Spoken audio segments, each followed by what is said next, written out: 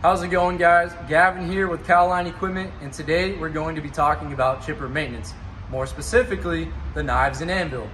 Now, a few things to consider or pay attention to when you're doing your knife and anvil service is number one, the edge of your knife, the sharpness of it. Number two, the anvil edge. And number three, the distance or the gap between the knife and the anvil. Now, we went ahead and laid out a couple of examples of some knives that are ready for service and some knives that should not be used.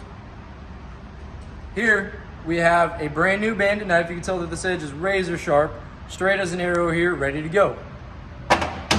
This is an example of a knife that should not be ran. You can tell that this edge is dull. It is rolled over. There's chips in it. It's not going to cut very well. Not only that, if you pay attention to the width of this knife compared to a brand new one, you can see that this knife is significantly shorter in width. The reason being is it has been sharpened several times. Now, you can sharpen these knives, but as they get too short, they don't throw as well. So you're going to want to replace these when they get short. Another thing you're going to want to look for is making sure that your edge does not have any chips or fractures like this. You see it's got a large chip taken out of the corner here. You can see that from the top as well. You're going to want to avoid running knives like this.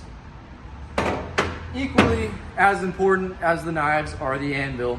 So as that drum rolls around, it gets the knife edge just passes by this edge right here, and that's where the cutting happens.